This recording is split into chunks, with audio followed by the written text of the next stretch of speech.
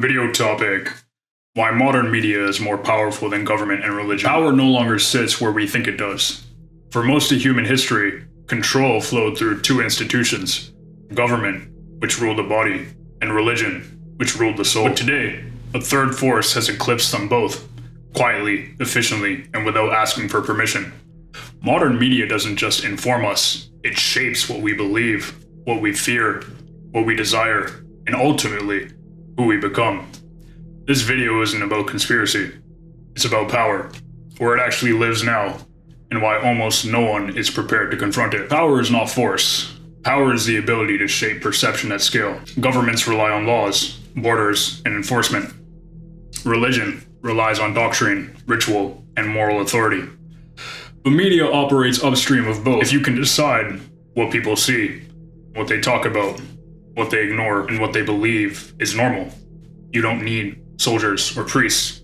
You control the mental environment in which all decisions are made. Whoever controls the media controls the mind. Jim Morrison. Governments react. Media preconditions.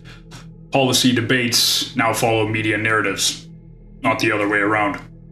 Elections are won less by governance and more by optics, virality, and emotional framing. A law can be overturned.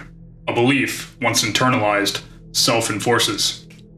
Over the last 2 decades, large-scale experiments and surveys show that mass media and social media do shape how people think and vote. But the effects are uneven.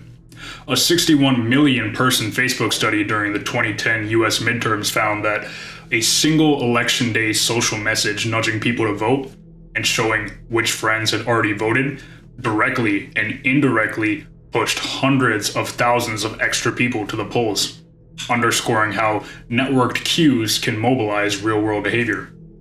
Systematic reviews of more than 100 studies conclude that consuming like-minded partisan media on TV or online tends to harden attitudes and increase both ideological and emotional polarization, while exposure to hostile or uncivil political content on social platforms often makes people more extreme.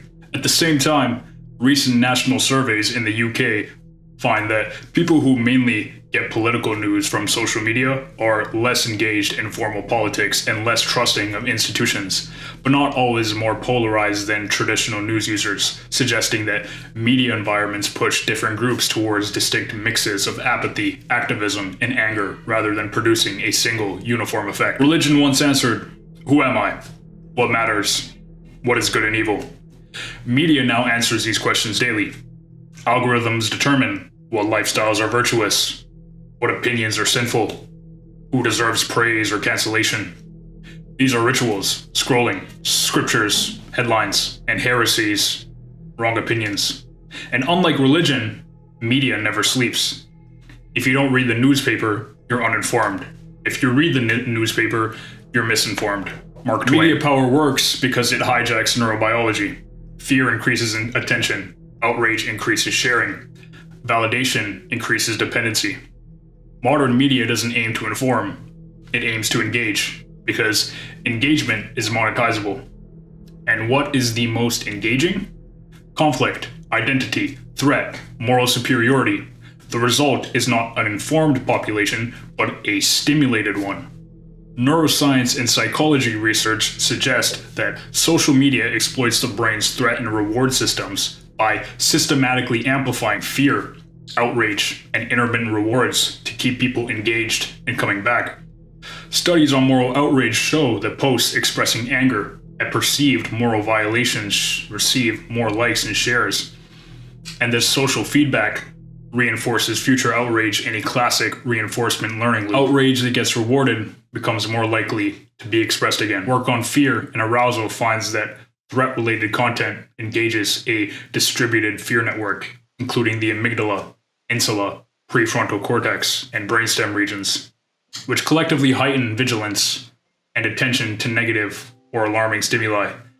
Exactly the kind of content that tends to be spread and be prioritized in feeds. At the same time, neuroimaging and behavioral studies show that social media likes, notifications, and novel content trigger the brain's reward circuitry, especially the striatum and dopamine pathways. With repeated exposure to unpredictable social rewards, strengthening habits and making it harder to resist checking apps. Recent theoretical and review work argues that recommendation algorithms are effectively tuned to maximize engagement by learning which fear or outrage signals and reward schedules best capture attention, thereby locking users into cycles of doom scrolling, reactive outrage, and compulsive use, rather than neutral information browsing. Here's the inversion. Governments need media to legitimize authority. Religions need media to remain culturally relevant. Neither can function at scale without it. When media withdraws attention, movements die, leaders vanish, and this causes collapse. Power no longer flows from truth or law, but from visibility. Most people believe they are independent thinkers. Ask yourself, who chose topics you argue about? Who decided what was trending? Who frames the moral boundaries? Freedom of thought means little if inputs are curated. This is not censorship by force. It is guidance by saturation. The danger is not that media lies. The danger is that it decides what matters. When attention is finite, invisibility is extinction. A society that cannot see clearly cannot govern itself and cannot seek truth beyond what is served to it. This isn't a call to reject media.